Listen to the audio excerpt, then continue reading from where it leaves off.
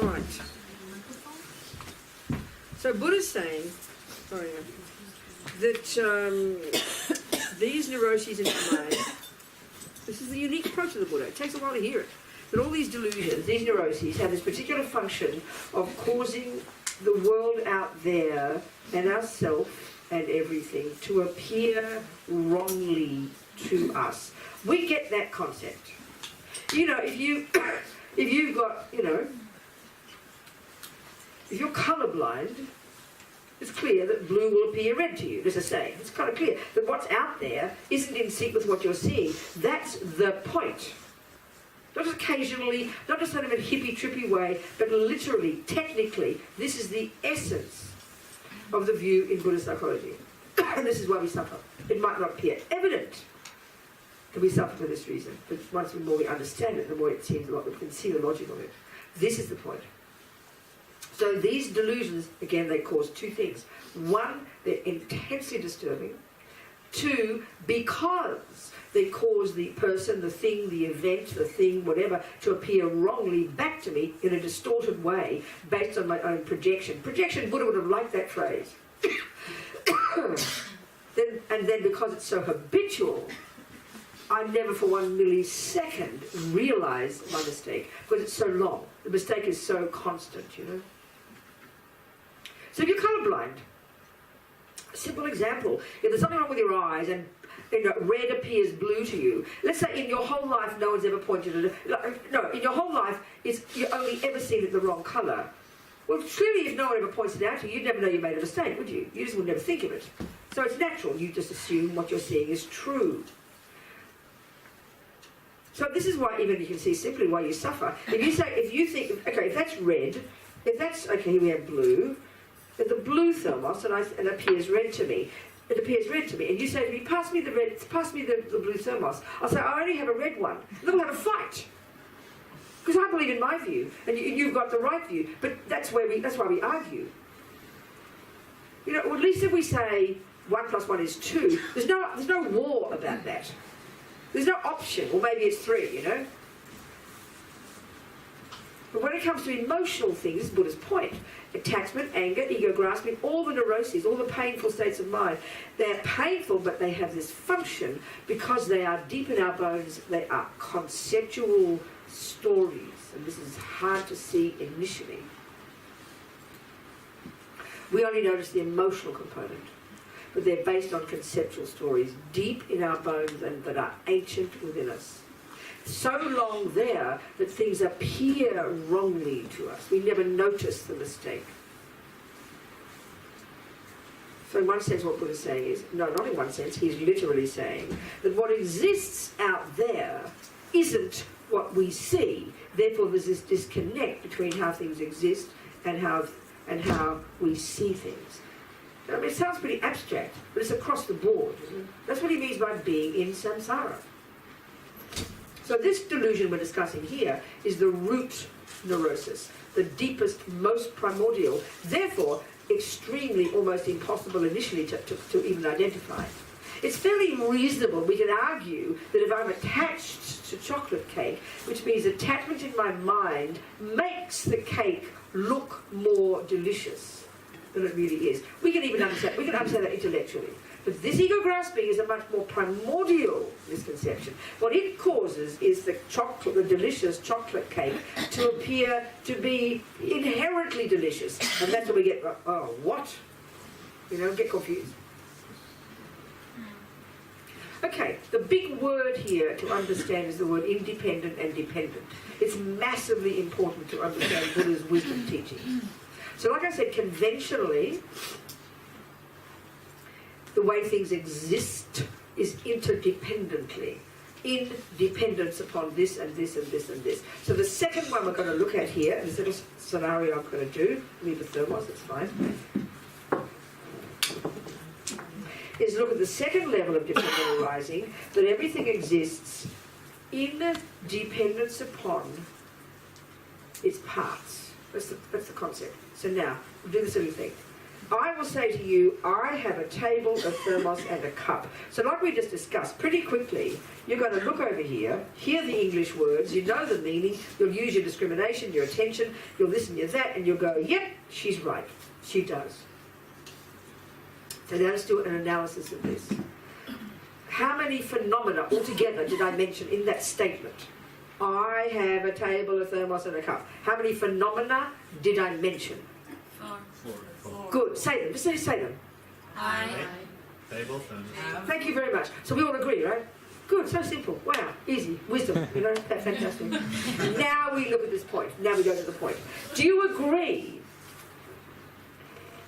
that if we can point out 4 phenomena, we have to deduce that they're separate from each other? You with me? That means independent of each other. Can you hear that? That means if the thermos goes here, the table works fine, doesn't it? The table doesn't depend upon the thermos for its existence, does it? Do you agree with that? The cup doesn't depend upon the thermos, does it? Robina can walk out the door, the cup is fine, the table is fine, and the thermos is fine. That's the meaning of independent. Each of them exists independently of each other. It sort of seems awfully evident, but it's a crucial point to get. It's a crucial point to get. It's the absolutely crucial point to get in this discussion. Are we communicating? Yes. All right, good.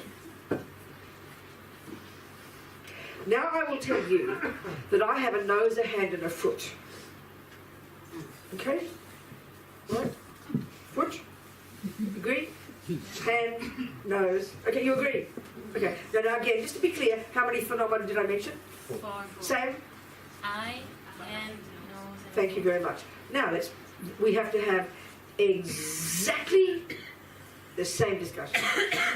So does my foot, you got to the function of something. The function of my foot is to walk. Wouldn't say that, wouldn't you? You'd say. It doesn't depend upon a hand to walk, does it?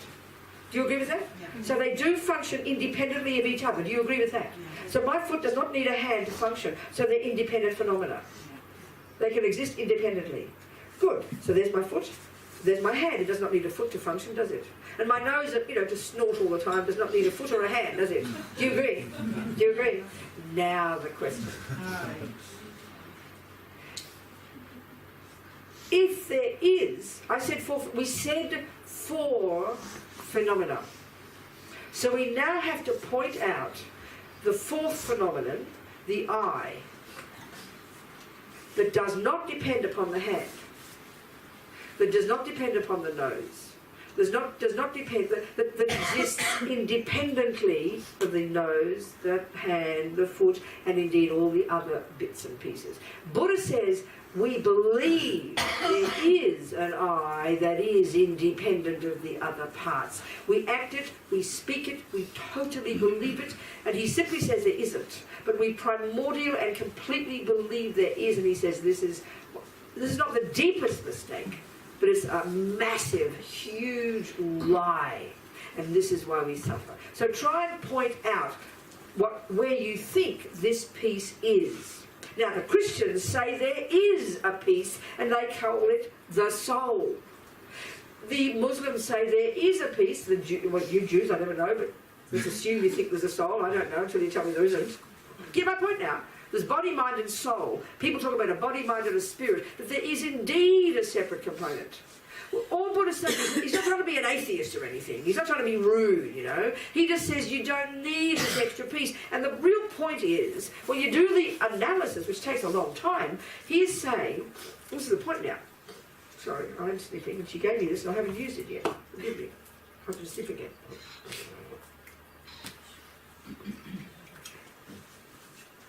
The point is this. Just in the same way that there is a thermos that exists independently of the cup, the thermos can break. The cup won't mind, will it? The cup won't get affected, will it? Do you understand? So even though I might get attached to the thermos, but technically when the thermos breaks, I don't get, oh, that hurt me, do I? Do you get my point? We don't, do it. It's very easy because they're independent. So now, look how we feel. If you say, you're so ugly to me, I hate your nose. How dare you insult me, we'll say, we'll burst into tears. So on the one hand, we know somehow that the nose and the eye are connected. We know somehow, we understand that, but we also think there's a separate I. We think it's separate. We think there's an I that's separate. But if it were separate, if there were, in other words, if there is an I in here that you can locate, then it would be independent from the hand. So when the hand hurts, the I wouldn't mind. Just like if the foot hurts, the hand doesn't feel it. If the thermos breaks, the cup doesn't get broken. So if there is an independent I, and our language says there is, we say, I have a hand. Is that not two words? Is that not two phenomena? Can you hear me? We say, it's easy, this is the same thing. My cup has a base. Don't we say that? Well, let's find the cup that isn't the base. Let's find a cup that's separate from the base. You take the base, you don't have a cup. Because why? Because the base is one of the parts that makes up what we call a cup. This gets us to the subtlest one.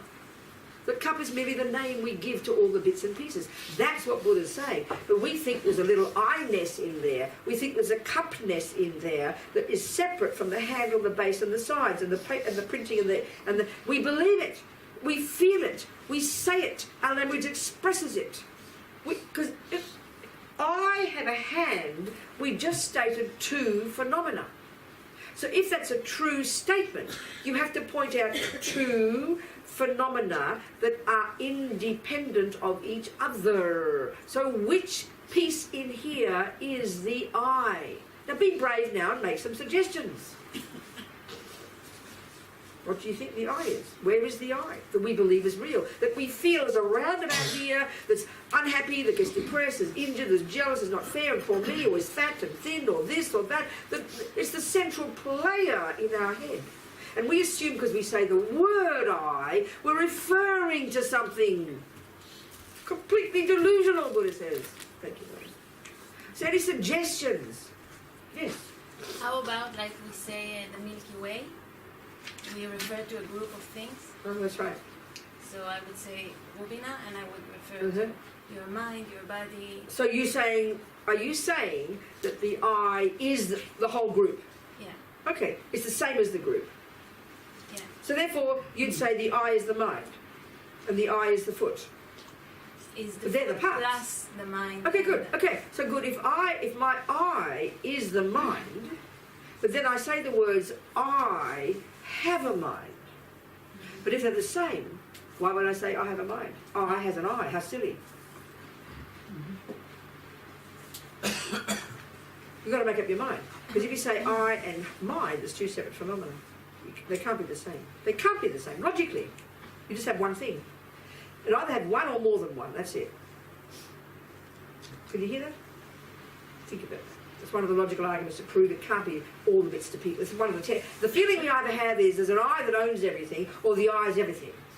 Well, the I owns everything, then there has to be, like, I own a cup. Yeah. You know? So I own a cup, it's still two pieces.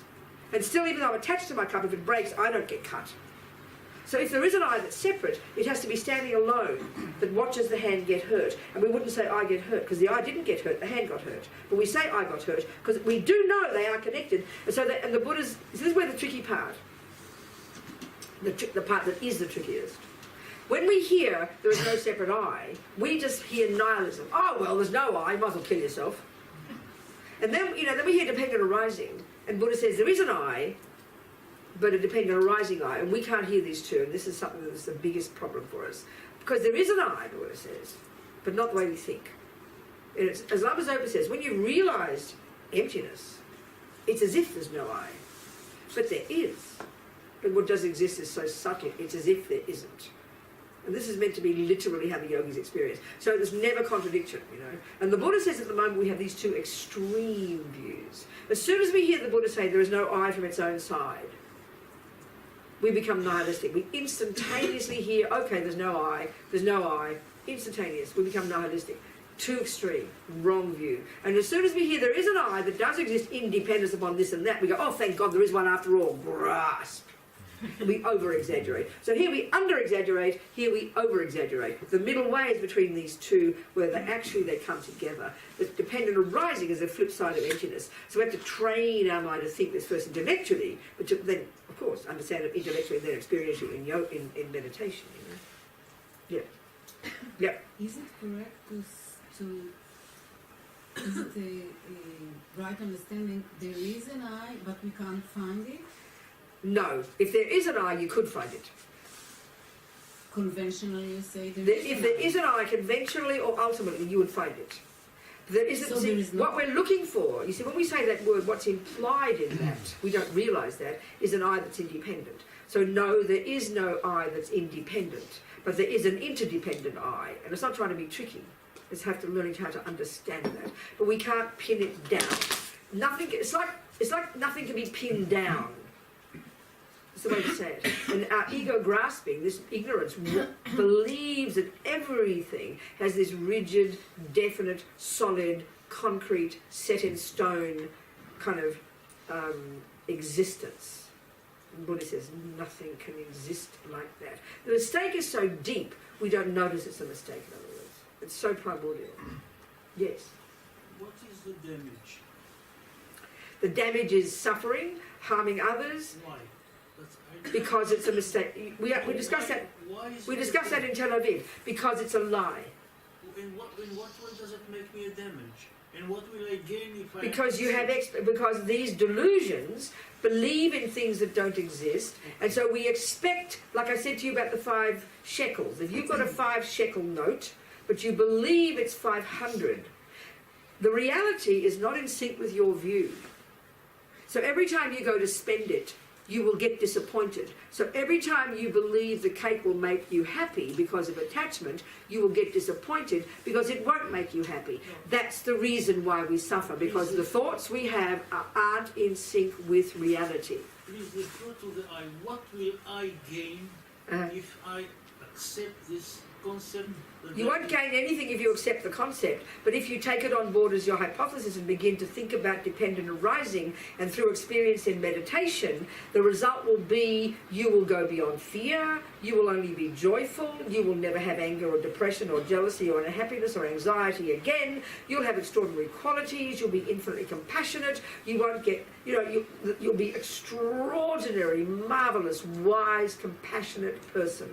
That's the result. You mean I will not identify with this? No longer a separate sense of lonely, poor, self-pity, fat, miserable, pathetic me. Yes. But my feet will have, They will still function exactly the same. No. Oh. I will feel the pain and I will run to the doctor. No, you will feel the pain, but you'll be so relaxed about it because you know there's no inherent I and no inherent pain, and if you're a bodhisattva, it won't worry you. One Lama said a bodhisattva, certain level of bodhisattva, who's realized all this stuff, as well as has incredible compassion, for that bodhisattva, the action of cutting off their hand and feeding it to a starving animal is as inconsequential as a leaf falling off a tree. So the reason that we have such anguish now when even we get a pinprick is, yes, we do have a body. Yes, technically there's an experience, but the ego grasping and all the delusions hugely, massively over-exaggerate the status of the pain. So the mind is what, but if you have compassion and wisdom, it's like a leaf falling off a tree. You're not stupid. You still go to the doctor and have it fixed if you cut your hand off, it gets sewn back on. But you wouldn't lose the plot. If you were drowning, like in that story I told you about Lama Zopa, you'd see you're drowning, you'd attempt to breathe, but you wouldn't have a panic attack. You would have no fear. You'd see clearly what's going on, and if you can't save yourself, you'll be fine. It seems bizarre to us, I agree. This is the Buddha's view. The origin of this thing is me feeling that I have an I? Yes, that's the Buddha's view. The deepest delusion is this ego grasping that believes in the inherent I. That's what gives rise to attachment, which gives rise to anger and all the others. They're the branch delusions. And this is the root delusion. So from the first, it seems abstract to us, but I'll say the words, from the first moment in your single-pointed concentration, when you're at a subtle level of your consciousness, beyond your gross conceptuality, from the first moment of your direct, clear, absolute crystal clear recognition of the truth, that there never has been, isn't, and never could be this independent I, that's the beginning of your nirvana. You step out of samsara and proceed towards your liberation, and you can never fall back again into delusions and suffering. You can only go forward. I mean, I will not identify with this. You will know it's your body. You won't be silly and think it's someone else's body and take my hand and walk home. You'll know it's yours. You're intelligent. No, I'm serious when I answer this point. But what I'm saying is all the delusions, think of them as drama queens. They exaggerate everything. You know, they're like big drama queens that shout and yell and make a big mess and a big fuss. When they're gone, you recognise that you're you, a separate human being, because anyway you've chosen to be born one, because you don't need to be born, but out of compassion for others. But you have this extraordinary clarity, you have this infinite empathy for all beings, extraordinary wisdom that sees all their minds, the spontaneous wish to be of benefit to them, but you'll act according to your job. If you're a poor person, you'll act like a regular poor. You won't walk around with a halo, but your mind will be profoundly and utterly and completely different. And there won't be fears and dramas and panic and suffering and poor me. Gone completely. Yeah. Is it gone completely? Even when I'm not, like... If you have realised emptiness, you have cut the root of all delusions, and you cannot any longer have ego grasping. You continue. Just wait.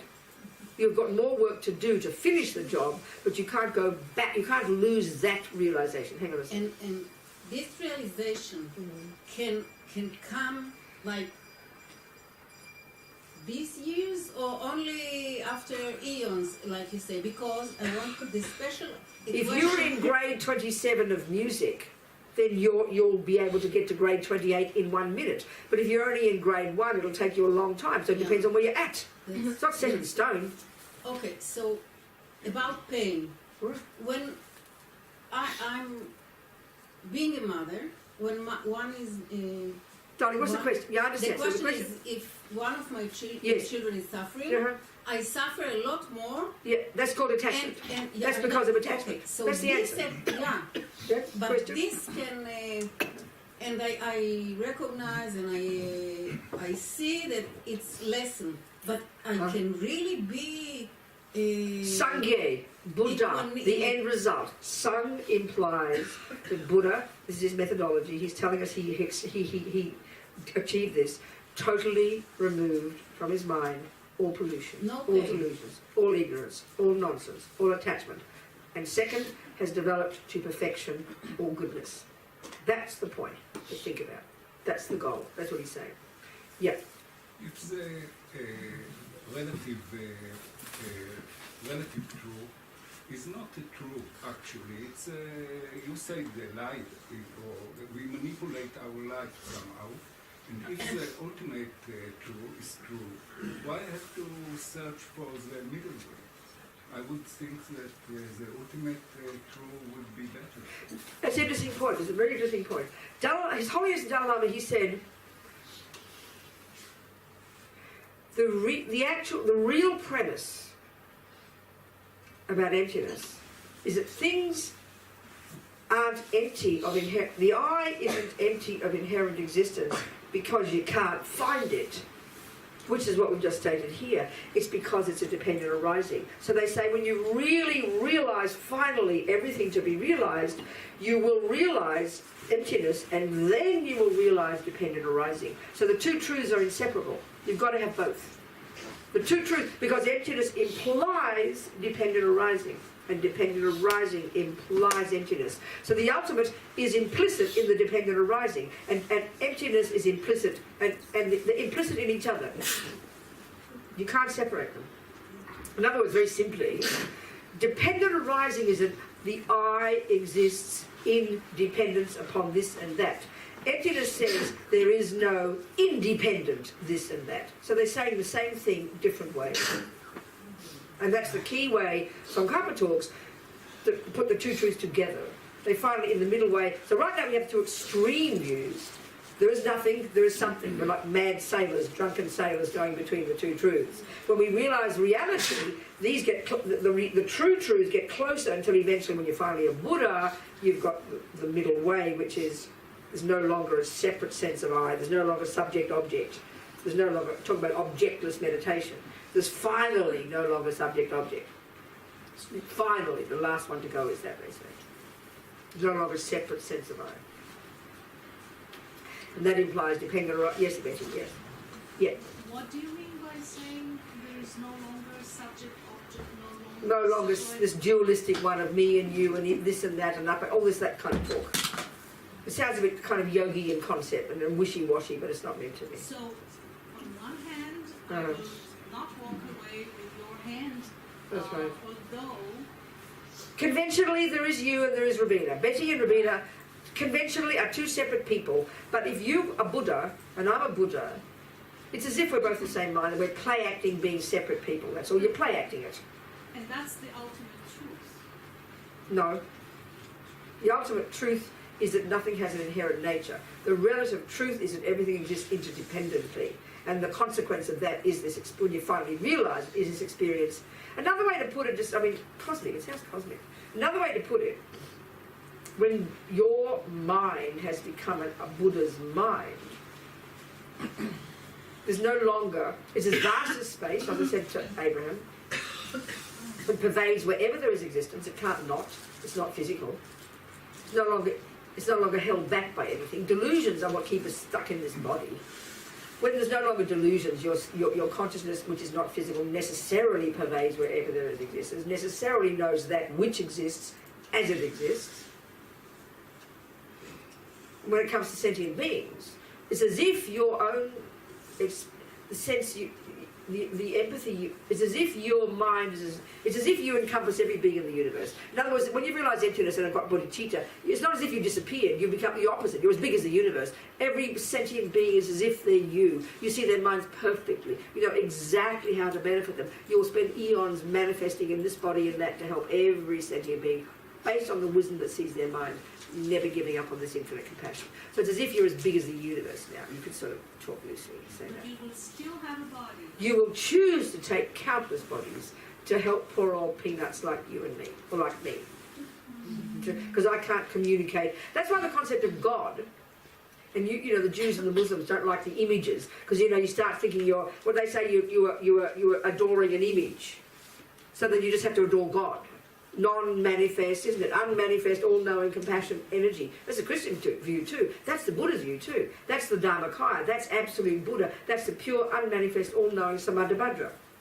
But out of compassion, that manifests as ordinary Joes like you and me, so we can get like Shakyamuni Buddha. He's not actually a human. He pretends to be a human. He acts like a human. If the Dalai Lama, everybody says the Dalai Lama is a Buddha. I wouldn't know, I'm not clairvoyant, but they say he is a Buddha, which means he's fully accomplished in Buddhahood, omniscient, omnipotent, blah, blah, but out of compassion manifests as a human person. So we can hear his words. How kind. That's the relative Buddha. The absolute Buddha is the unmanifest, all-knowing, all-compassionate consciousness. The relative Buddha is the forms that those Buddhas' minds choose to manifest in. Now you guys are still waiting for your Messiah to come, which is the manifestation of God. Well, the Christians think he came 2,000 years ago. It's called Jesus, isn't it? There's the same concept. God made man, as I was told as a Catholic. God came and manifested as Jesus. You're still waiting for your guy. You don't accept Jesus, isn't it? Isn't it? Do you understand? No. That's the Bodhisattva aspect. Bodhisattvas are a manifestation of Buddha mind. Sorry, a Bodhisattva and a Buddha. Bodhisattvas are trainee Buddhas. When you become a Buddha, you can effortlessly manifest in wherever you like, not just one. You'll manifest whatever you needed to help sentient beings. As a dog, as an ant, as anything, to help others, effortlessly, without any problem. That's your job now, to help others. That's the right way to go. Yeah, yes. Can you please explain why the second level of Kutanana rising is considered more subtler than the first? I know. It's I'm being a bit loosey-goosey here. They kind of mix them up a bit. The first one, I am mixing them up a bit actually. The first one is, okay, the first one actually, the thing that counteracts the first one is merely subtle impermanence. It's not even emptiness. The first one, which is the first one the Hindus have, the one of permanent, partless, no, what is it? What's the term? Dependent. No, Unitary. That one. To realise the absence of that is merely subtle impermanence, not even emptiness. But the second one gets a bit. I'm trying to work out the difference. I'm being a bit loose about it. The second one is gross selflessness. It's subtle selflessness for all the other Buddhist schools. Only the Prasangikas would say that it's only gross selflessness. It's further to go. But the first one is not even emptiness. It's subtle impermanence, which is already pretty tasty. And that's really what they say the Hinayana teachings would mainly counteract. It's not even emptiness. It's subtle impermanence. That's the main difference. So it's the next one is subtler in the sense that it